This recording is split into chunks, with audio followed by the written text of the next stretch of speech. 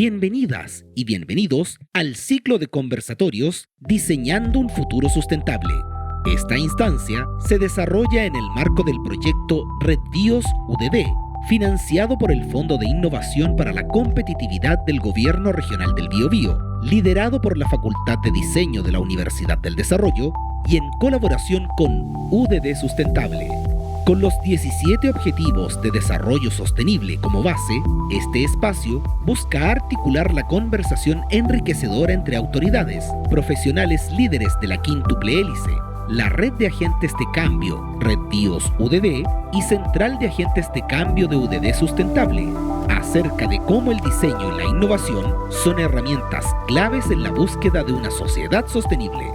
Los invitamos a vivir este ciclo, conversar sobre nuestra región y proyectar en conjunto el desarrollo sostenible del Biobío y el país.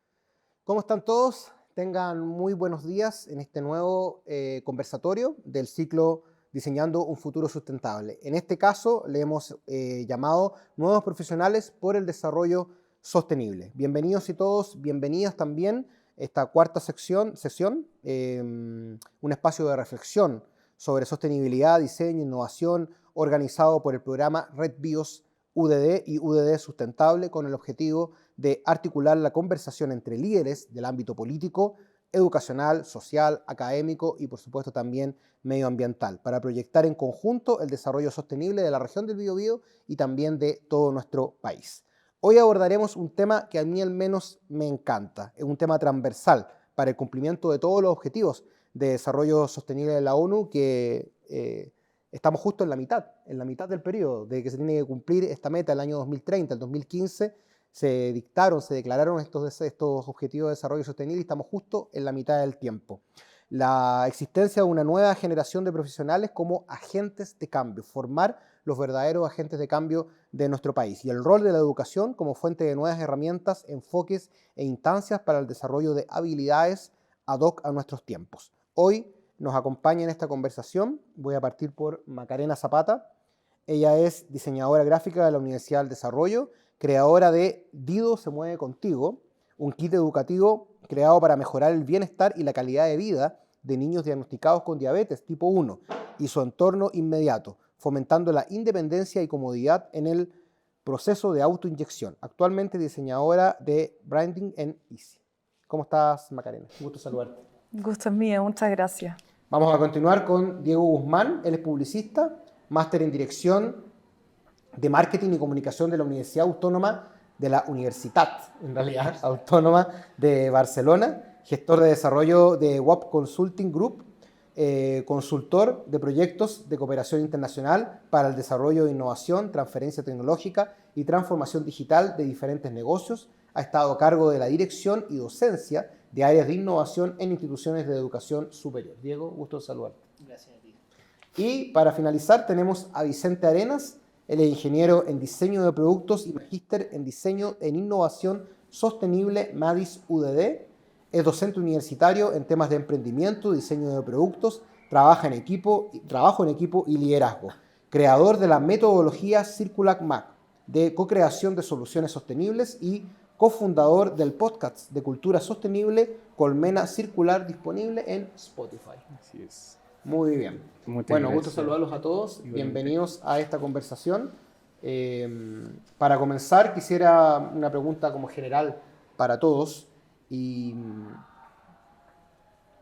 primero que todo, ¿qué es lo que es? ¿Cómo definirían ustedes un agente de cambio? ¿Cómo podría decir yo, si una persona o otra persona, cómo se diferencia del otro? Y podría decir que realmente es un agente de cambio. Comenzamos con Macarena y después ustedes pueden complementar.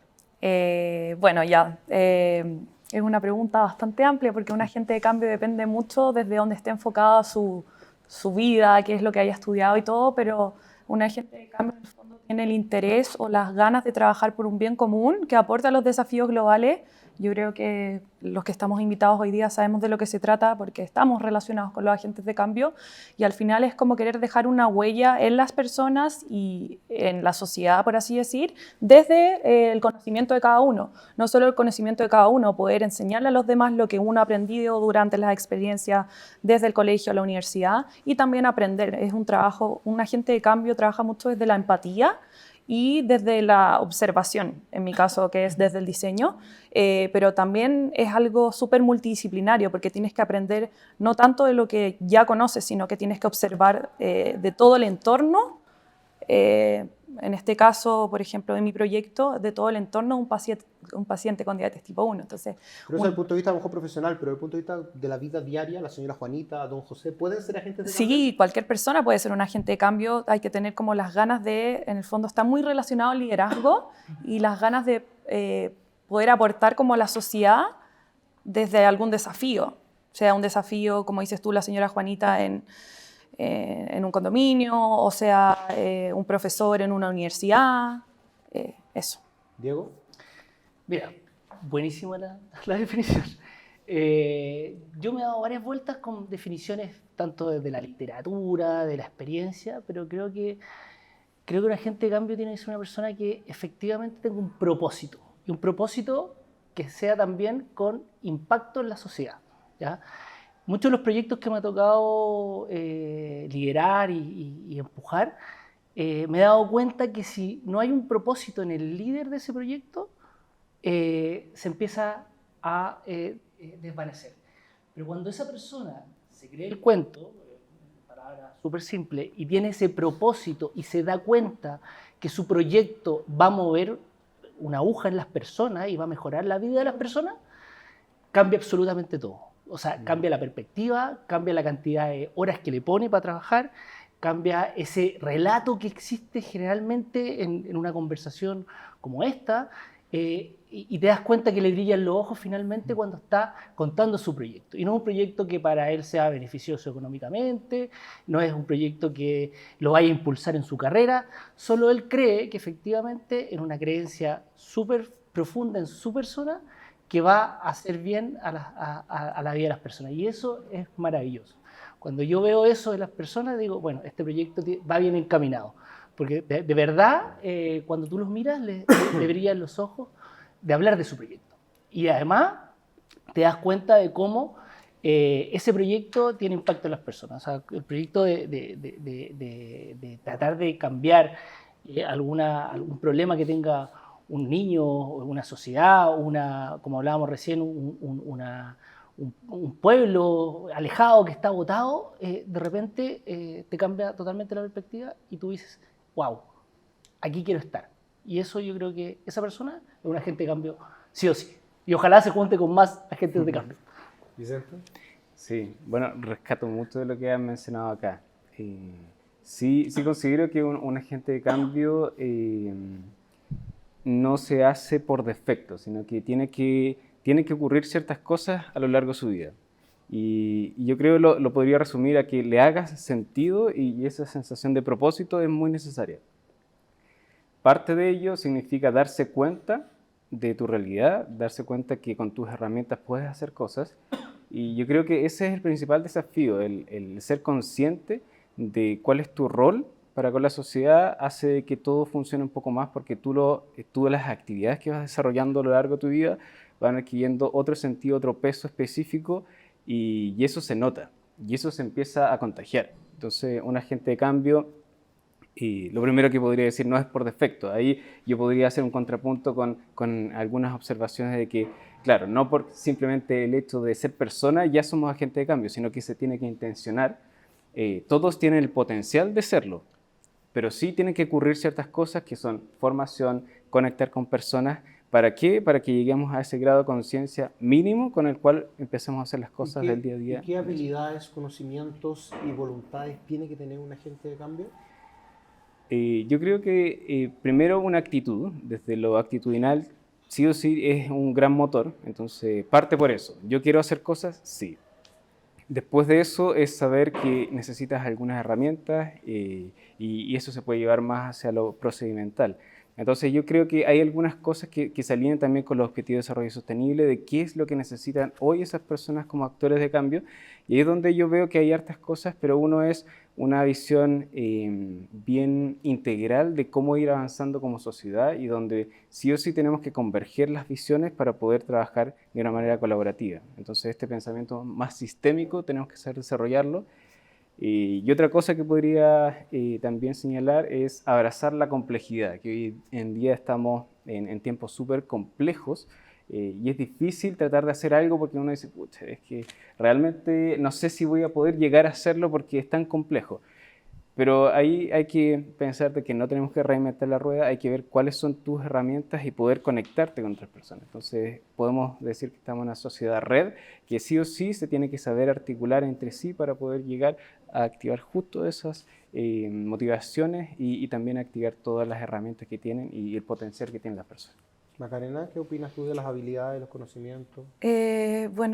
Concuerdo tanto con lo que han dicho, pero me queda en la mente una frase que es muy importante, que es creer en uno mismo. Es una parte muy importante, tener mucha resiliencia, ya desde la parte como trabajar la inteligencia emocional, desarrollarla y también, aparte de creer en uno mismo, inspirar a las otras personas, como en esta instancia que estamos conversando desde nuestra experiencia, que pueden hacer un cambio, porque muchas veces uno piensa que aportando un pequeño granito de arena no se va a ver un cambio inmediato, pero a la larga uno va dejando huella en las personas y esas personas también empiezan con las ganas de poder seguir haciendo lo mismo.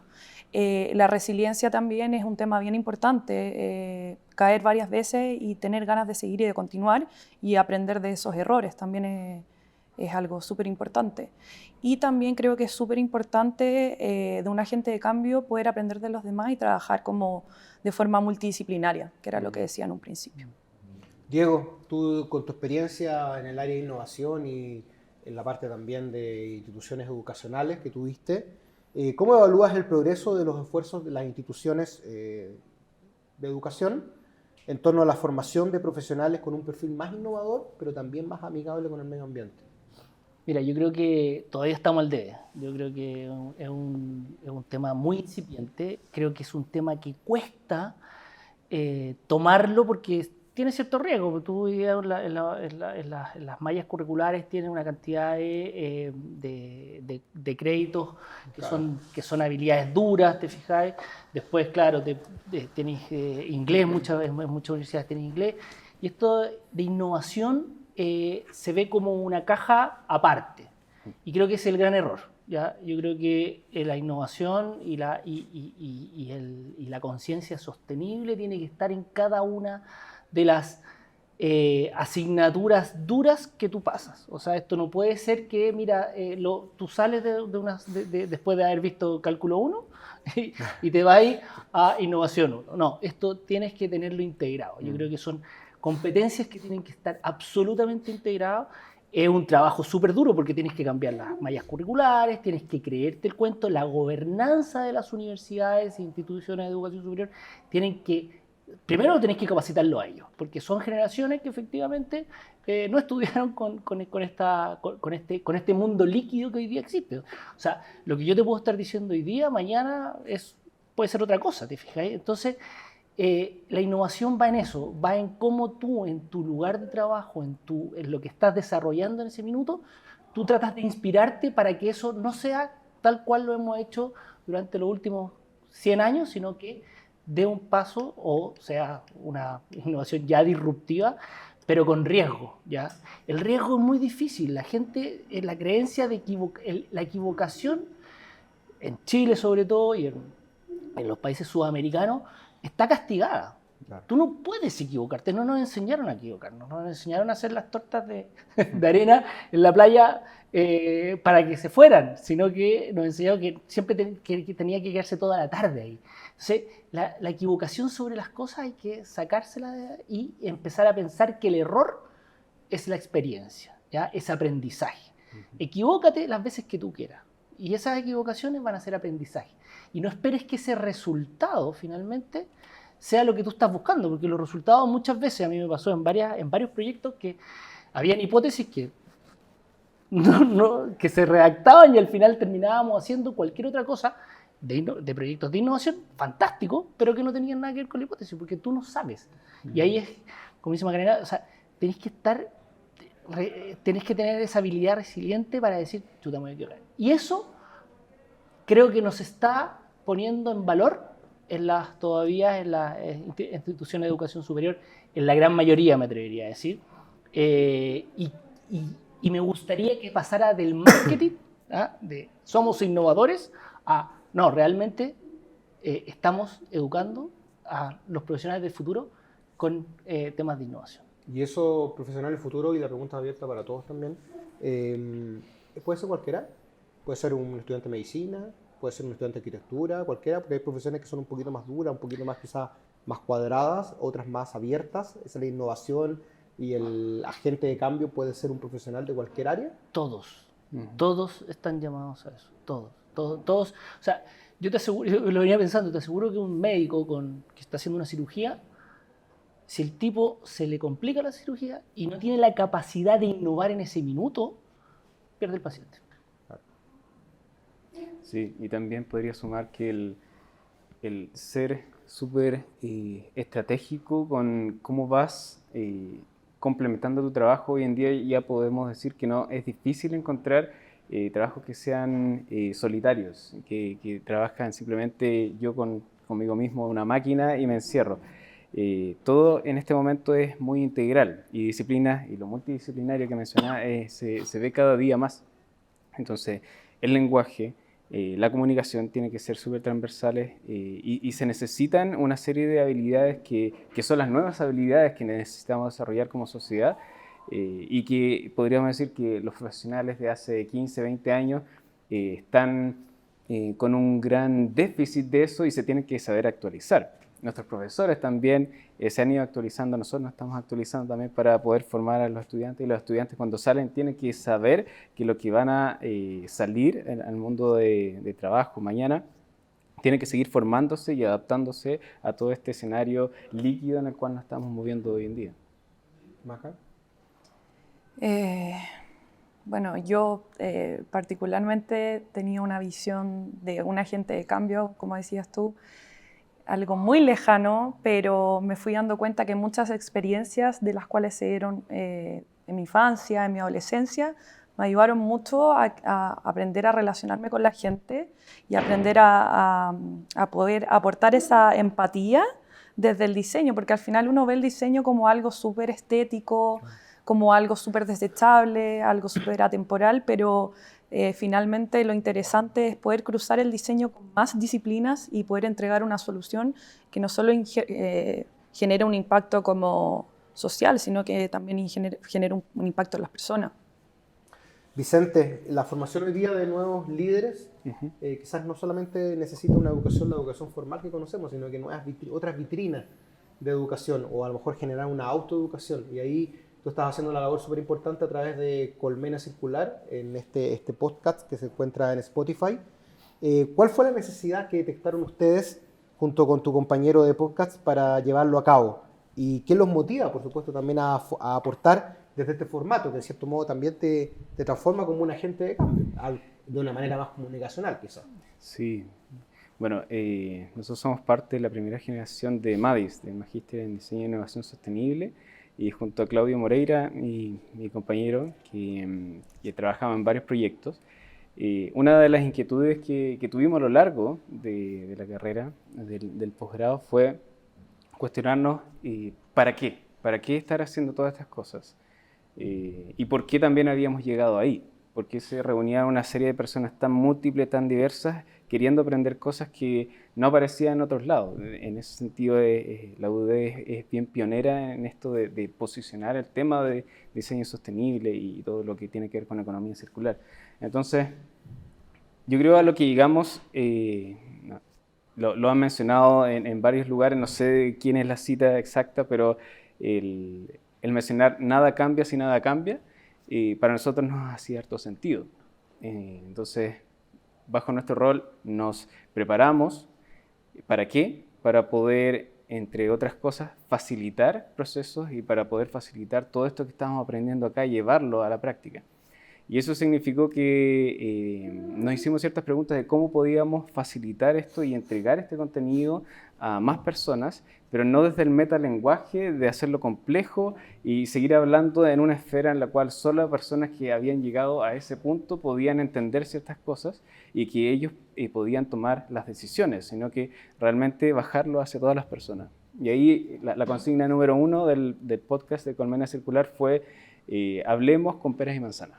Tratemos de explicar y simplificar todas estas cosas y bajarlo a anécdotas diarias que podemos ir teniendo cada uno y cada uno de nosotros para poder decir que la sostenibilidad está más integrada de lo que pensábamos y realmente las acciones, yo creo que todo se resume a ser consciente de que las acciones siempre tienen una consecuencia. Por muy pequeña que sea, siempre podemos estar haciendo un impacto, por mucho que sea pequeño, es positivo, es un grano de arena dentro de todo lo que tenemos que desarrollar. Entonces, el espíritu detrás de eso ha sido poder motivar a las personas a que se den cuenta que estos temas que de repente parecen muy complejos, economía circular, oye, sí lo he escuchado, pero no lo puedo aterrizar, bueno, hablemos, esto es parecerse a la naturaleza.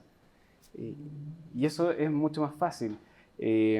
O hablar con analogías, el hecho de hacer actores de cambio, podríamos decir, bueno, piensa que cada uno viene al mundo y va a tener una tajada de mundo donde tú vas a crecer, vas a tener ciertos recursos para poder aprender, para alimentarte, para ciertas cosas. Entonces lo que tienes que hacer es con esos recursos hacer más tortas para que otras personas puedan seguir teniendo su tajada en el mundo. Y con cosas pequeñas hemos ido generando una comunidad súper interesante que tiene que ver con estudiantes, que tiene que ver con profesores, con personas, con emprendedores, con personas que están en empresas y que ya han estado hace mucho tiempo divulgando estas cosas. Entonces, esto en suma queremos que sea un canal para seguir comunicando esto y facilitarlo. Eso yo creo que en resumen es simplificar este metalenguaje a algo del día a día. Te pasaste, muchas gracias, Vicente. Macarena, bueno, de los tres dimos un extenso currículum al principio, pero me llama mucho la atención que tú dijiste hace un ratito de tu experiencia también de la vida que te han dejado. Sabemos que trabajaste mucho en voluntariado, además que una constante capacitación también durante tu vida estudiantil, seguramente. ¿Nos podrías contar tu experiencia y cómo esto influyó en tu perfil profesional que tienes hoy en día? Bueno, yo creo que la palabra clave que la he usado harto es el tema de la empatía. Y creo que efectivamente uno viene con ciertas como habilidades o ciertos conocimientos desde pequeño, lo que quiere hacer cuando grande y todas esas cosas, pero creo que abrirse al mundo, a la realidad, me sirvió mucho para saber qué era lo que necesitaba el otro. En un principio, insisto, el diseño yo lo veía como algo estético, pero desde que entré a estudiar diseño, mi propósito, que era como lo que hablábamos del tema del propósito, era hacer un cambio desde cómo podía aportar yo con el diseño, por ejemplo, a cualquier enfermedad crónica o lo que fuese. Me tocó hacer mucho voluntariado, Techo para Chile, desayunos en mi colegio. El colegio me aportó mucho en ese crecimiento. Y después ya cuando entré a la universidad también me potenció mucho. Tuve la oportunidad de tener muy buenos profesores que me abrieron mucho la mente. Me sacaron como out of the box, pensar de lo que es lo común. Y así de a poco me fui como empapando de lo que eran las otras realidades, no tan solo, insisto, no tan solo con la diabetes tipo 1, también tuve otros proyectos que también me sirvieron como para poder ir explorando y buscando un poco en qué quería desarrollarme yo como profesional y cómo quería dejar mi huella. Diego, en WAP trabajan con ONG, ustedes, ¿cierto? Y entidades en proyectos de intervención social, desarrollo territorial e innovación, no solo ejecutando y evaluando iniciativas, sino que también formando profesionales. ¿Cómo se constituye un equipo de trabajo de profesionales bien cohesionados y comprometidos con una visión que tenga impacto social? Sí, eso es, yo creo que manejar equipos es lo más difícil. Trabajar con las personas cuesta porque todos venimos con creencias distintas, ¿ya? Y uno puede, de alguna forma, en algún minuto de este trabajo, decir una palabra que no le gusta al otro. Entonces, nos pasa que lo primero que vimos es que teníamos que tratar de formar profesionales de excelencia, ¿ya? Y estos profesionales de excelencia no es que nosotros los vayamos a formar ni en diseño, ni en informática, porque ya veníamos formados, sino que es lo que ustedes han hablado, el tema de la empatía, de la resiliencia, si llega alguien, escuchar la propuesta del otro, porque nos pasó que en un pequeño recorrido dentro de la universidad en Chile y en el extranjero, nos dimos cuenta que los investigadores trabajaban muy solos, y eso pasa que finalmente terminaba, claro, con un paper, la universidad tenía un KPI bien y cumplía con su meta. Pero yo no le puedo ir a decir a una persona que está en Etiopía que su solución es un paper, porque necesita recoger agua, porque necesita generar alimentos sustentables, ¿te fijáis? Como ONG nosotros no podríamos llegar y decir, mira, aquí está la solución, háganlo ustedes. Entonces, una de las cosas que nosotros trabajamos con respecto a los profesionales que trabajan con nosotros es eso, es que tengan sentido y entiendan, y ojalá incluso llevarlos al lugar donde se va a instalar un prototipo para que finalmente vean y se empapen de la realidad de la gente. ¿Te fijas? Porque lo que tenemos que hacer es que efectivamente en ese propósito de un proyecto X, en este caso lo que te decía en Etiopía, es tratar de que no regalarle el proyecto a la gente, sino que la gente lo adhiera y después aprenda para seguir instalando proyectos en otras localidades. Entonces, es súper importante que los equipos multidisciplinarios lo entiendan, que sepamos que el líder de proyecto, que el que generalmente lleva al equipo completo, entienda que él solo no va a poder hacer absolutamente nada. Tiene que generar complementos disciplinares, pero también que el resto del equipo les haga sentido el proyecto. ¿Por qué? Porque si no te quedas con la mitad del equipo en el camino, la gente se va al primer problema. Entonces, lo que se necesita es que efectivamente estos equipos estén tan bien cohesionados. Nosotros no nos metemos, como te decía, en el ámbito disciplinario, porque ellos vienen ya formateados, pero sí en el ámbito de las habilidades blandas, en donde ellos tienen que lograr entenderse, ¿ya? Y esto es igual que un equipo de fútbol, o sea, podéis tener puras estrellas y no jugar a nada, y podéis tener puros tipos que efectivamente están muy esforzados y jugar buen equipo. Y ganar un campeonato. ¿Te fijas? Entonces, creo que va muy en el trato a las personas, como nosotros tenemos que lograr que los proyectos salgan adelante. Y si ese proyecto tiene éxito, es porque efectivamente todos se alinearon a mirar a quién estaban impactando en el territorio, ¿ya? Y eso también para nosotros es súper importante. Si yo voy a hacer un proyecto en Bolivia, quiero que ese equipo, primero, antes de hacer cualquier raya de cualquier hipótesis de proyecto, esté en el terreno y vea a la gente que va a impactar y se empape de eso. Porque si no, ese propósito, ese sentido, se va perdiendo. Perfecto. Mata, bueno, tú eres creadora de Dido. A propósito que quiero que me cuentes qué es lo que es Dido, aprovechar de contarle también a las personas, que nos cuentes qué es lo que es Dido, pero como creadora de una solución de diseño para la salud y bienestar infantil, ¿cómo ha sido la recepción del área de la salud respecto a esta solución que tú creaste y qué es lo que es también? Voy a partir contando un poco cómo se formó, en base a qué se formó, porque también es súper importante. Fue mi proyecto de título universitario, así que fue un largo proceso del cual me fui enamorando poco a poco y después del cual fui sumando más gente, porque efectivamente uno no puede trabajar solo. Tienes que aprender y también enseñarle a los demás. Entonces, este proyecto partió porque yo no sabía mucho de la diabetes, pero sí mi abuela, que para mí es una persona súper especial, sufre de diabetes tipo 2. Entonces ahí en la investigación un poco, viendo como las proyecciones de lo que se venían en los siguientes años, cómo iban a impactar en los diabéticos tipo 2, todo lo que estaba pasando, investigando un poco salió el tema de los niños con diabetes tipo 1. ¿Ya? Entonces yo tengo un afán por los niños, me encantan, disfruto mucho estando con ellos. Y dije, wow, debe ser algo súper interesante, pero me imagino que muy doloroso, ¿cierto? Porque debutan entre 3, 5 años, a veces a los 8, a veces a los 12, pero no más allá de eso. Entonces dije, bueno, lo primero que tengo que hacer, efectivamente, es conocer a algún niño con diabetes tipo 1. Y fui a meterme a la Fundación de Diabetes Juvenil, en donde ahí partió como mi principal motivación o como mi motor de este cambio, que quería hacer un aporte, porque no existía ninguna solución y hasta el día de hoy no existe ninguna solución que apoye a los niños, ¿cierto? La diabetes generalmente la tipo 1 es muy baja la incidencia, entonces, ¿de qué manera yo le podía entregar a estos niños algo más lúdico a una enfermedad tan dolorosa, ¿cierto? Entonces, bueno, partió siendo un proyecto de título, principalmente es un kit, es un muñequito que es un perro. ¿Por qué un perro? Porque los perros también sufren de diabetes tipo 1. Mira, Luego de una investigación, la empatía que generaba en el niño pinchar a un perrito era súper bueno para él. Entonces, el niño practica en el perrito, pincha al perrito, transfiere toda su ansiedad, ¿cierto? Como la ansiedad del pinchazo de la primera vez. Y después se coloca un tatuaje temporal, que en el fondo funciona con material hipoalergénico y todo para que no haya interferencia con la aguja.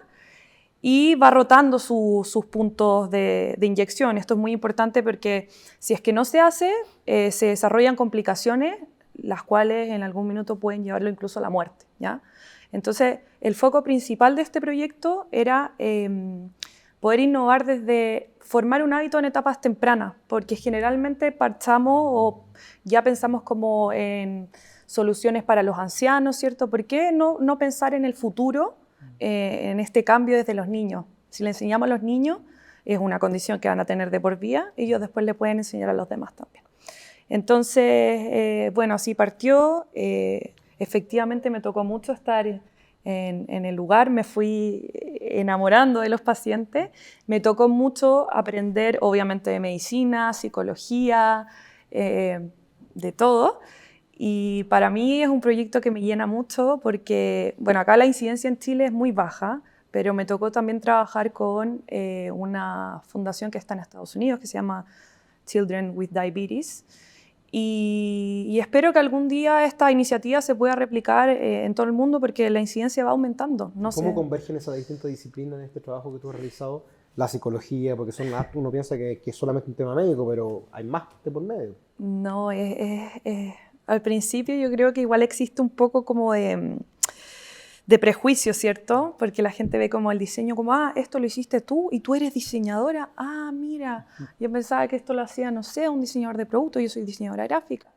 Efectivamente uno va buscando las herramientas para llegar a la solución y también el médico va aprendiendo mucho de cómo podemos darle una vuelta como más blanda a lo que ellos ven como algo más duro también. Cómo podemos innovar desde la medicina, desde el diseño, desde la ingeniería, desde la psicología, de todas las disciplinas. Muy bien. Vicente, volvemos a este podcast, Colmena Circular. Has entrevistado a una serie de creadores, me imagino, nacionales, que están todos orientados en el desarrollo sostenible. Según más o menos los conceptos, ¿cómo se llama? Las iniciativas que has logrado entrevistar, los testimonios que te han dado, ¿cuáles consideras que son los principales desafíos que debe sortear un agente de cambio en el mundo laboral? ¿Y cómo estos casos de éxitos los supieron enfrentar? Es una buena pregunta. Bueno, primero felicitarte. Tremendo proyecto el que estuvo haciendo. Gracias. De hecho, te estudiamos en algún momento en Madis. Te estaban observando. Mira, el caso de, ¿cómo se llama? De análisis. Sí. Muy bien. Te vamos a invitar entonces al programa. Colmena Circular. Feliz. Bueno, y también. Gracias. A todos. Bueno, el programa yo creo que surgió al igual que muchas iniciativas que han ido surgiendo de los invitados, que ha sido de una manera en que de forma orgánica han ido creciendo y aprendiendo. Entonces nosotros también no sabíamos hacer un podcast, ninguno de nosotros sabía grabar, yo sabía un poco de edición de video, pero de audio nada, y todavía estamos mejorando esas cosas, pero bueno. Partió, pero tenía que partir, eso era lo primero, no se quedó una idea. Y empezamos a buscar quiénes podrían ser los panelistas, las personas que podrían estar interesadas en participar a esto, y nos dimos cuenta que con un bonito mensaje, simplemente una portada que pudiera comunicar que esto de partida no podíamos pagar nada, porque recién estamos partiendo, pero sí podían tener un espacio de conversación muy interesante, que podían compartir ese mensaje con la sociedad. Nos dimos cuenta que muchos querían compartir ese granito de arena que han estado haciendo y de manera muy filantrópica, sin ningún incentivo. Entonces empezamos a ver cuáles podrían ser esos panelistas y nos dimos cuenta que empezaron a aparecer 1, 2, 3, 4 y eran tantos los temas porque, bueno, simplemente si vemos objetivos de desarrollo sostenible son 17 y cada uno de esos tiene subobjetivos, entonces podríamos estar así como 100, 200, 300 personas en el programa. Entonces empezamos a ver quiénes podrían ser los temas para que no se fueran repitiendo y que pudiéramos ir armando una temática súper integral con diferentes disciplinas para comunicar que el desarrollo sostenible es multidisciplinario y lo podemos ver en todo aspecto. Y nos dimos cuenta que en la medida que íbamos hablando con esas personas que ya tenían un emprendimiento, tenían una empresa, que tenían un desarrollo en esta línea, ellos también habían surgido de la misma manera. Empezaron con una apuesta, empezaron a ver qué acogida tenía y en base a eso aprendieron, fueron integrando personas, otras personas se dieron cuenta de esto, vinieron a apoyar y lo que nos dimos cuenta es que transversalmente hay una suerte de colaboratividad innata que existe y que surge desde las personas. Al ver que hay proyectos con mucha nobleza, empiezan a converger esas visiones y empiezan a crecer. Entonces muchos invitados tenían una idea que se la compartieron a otra persona, hicieron un piloto y ese piloto empezó a escalar de una manera que creció porque el afán, el propósito que hablábamos en un comienzo estaba muy presente y eso movilizaba.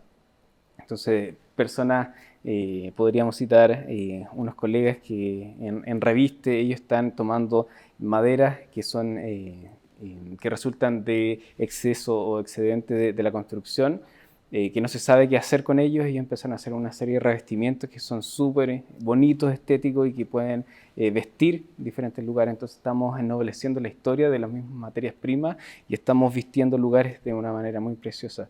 Otro programa que tuvimos que uno diría, bueno, trabajemos con materiales que son poco frecuentes, un poco inusuales.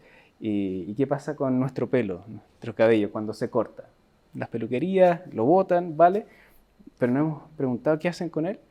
Y ahí Mott, Mother of Trust, ellos empezaron a hacer una serie de chuapinos, por así decirlo, y lo podían ocupar en agricultura, podían ocuparlo en como unas cintas que se podían tirar al mar y podían extraer el petróleo que quedaba flotando de derrame de petróleo. Entonces nos dimos cuenta que algo tan absurdo como eso, diría, ¿para qué voy a usar el pelo? Bueno, hoy en día le estamos dando vuelta al problema y lo estamos viendo como oportunidad.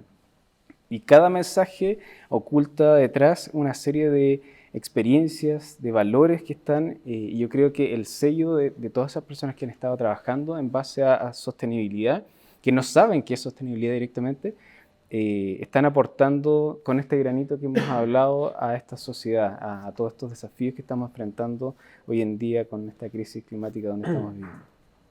Excelente. Muchas gracias, Vicente. Bueno, yo conocía a Mott justamente porque en la peluquería que voy reciclan el pelo. Muy bien. Y yo le pregunté, ¿por qué reciclan el pelo? Y ahí supe de Mott. De hecho, también le hicimos una entrevista y es maravilloso el trabajo que hacen. Y es un trabajo que no solamente acá en Chile, sino que es un internacional. Exacto. Sí, muy bien. Bueno, estamos finalizando ya este conversatorio Nuevos Profesionales para el Desarrollo Sostenible dentro del marco de este ciclo Diseñando un Futuro Sustentable. Quiero dejarle los últimos segundos a cada uno, minutos si quieren, para que den su último mensaje y aprovechar también de hacerle una pregunta. Para los que los están viendo ahora, ¿cuáles son los 3 tips que podrían darle, o ideas quizás, para transformarse en un verdadero agente de cambio? Si es que existen, por supuesto. Vicente. Ya, yo parto. A ver, yo creo que para todas las personas que quieren aprender de estas temáticas, que yo creo que sí o sí es algo una competencia que se tiene que empezar a integrar dentro de todo lo que debería ser desarrollo en educación de ahora en adelante. Lo que se llamaba educación ambiental, hoy día ya lo vemos como educación para el desarrollo sostenible, tiene que estar transversalmente, es como hablar de una omnicanalidad de la temática de educación para el desarrollo sostenible a todo nivel. Y eso no se resume simplemente a detalles. Al final vamos a hacer un módulo de sostenibilidad, sino que tiene que ser algo transversal. Entonces tenemos que, y es una carrera de largo aliento, porque no lo podemos poner al final, porque si no van a hacer retoque. Van a decir, lo hacemos verde, lo hacemos de bambú y punto. Es sostenible. Entonces, la La invitación es primero a instar a todas las personas a que vean que este problema es algo que podemos resolverlo entre todos, todas y todos. Podemos partir con pequeñas cosas, no tenemos que reinventar la rueda, tenemos que ver qué de lo que existe se puede complementar con medición.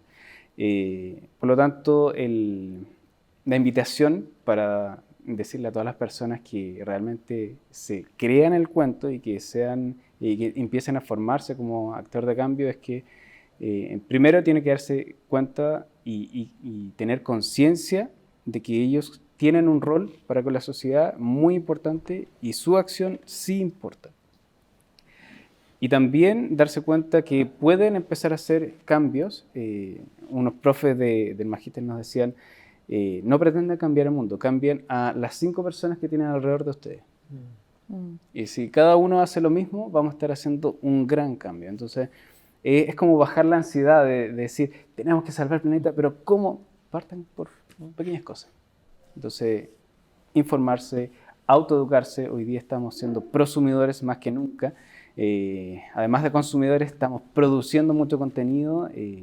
Yo tomé ese rol porque creía desde la docencia y desde lo que puedo difundir que puedo empapar a más personas, puedo traspasar este gen de la sostenibilidad desde lo más básico. Y ese ha sido mi pequeño aporte. Cada uno tiene su propio aporte. Vean, identifiquen cuál podría ser ese aporte y así, sí o sí, van a haber hecho algo con propósito en su vida. Muy bien, Maca. Bueno, agregar lo que dijo Vicente, en el fondo, cambiar, tratar de ayudar a las personas que están cerca de nosotros, ¿cierto? A los 5 que estén cerca más de nosotros. Ya va a ser un cambio si es que analizamos y observamos a los que están alrededor de nosotros y ver qué les duele, ser visionarios, pensar qué son los desafíos que se vienen, cómo podemos aportar desde nuestra experiencia, traspasar esa experiencia, porque no todos saben lo mismo, ¿cierto? Tenemos que escuchar y a la vez enseñar. Punto muy importante, creer en uno mismo y a la vez de creer en uno mismo, traspasar esas ganas de creer en uno mismo, ¿cierto? Inspirar a los demás a través de la experiencia, que pueden ser fallas y también pueden ser grandes éxitos. Y bueno, yo creo que todo se basa en el tema de la observación y vivir y ponerse en los zapatos del otro, que aunque suene súper cliché, es el hecho de vivir la realidad del otro y querer aportar un poco más allá, ¿cierto? Que se relaciona con la empatía. Para mí, ser un agente de cambio va muy relacionado con la inteligencia emocional y creo que eso se puede desarrollar, nunca es tarde para desarrollarlo. Cualquiera puede ser un agente de cambio. Eso. Diego. Sí, yo creo que primero, mucha curiosidad.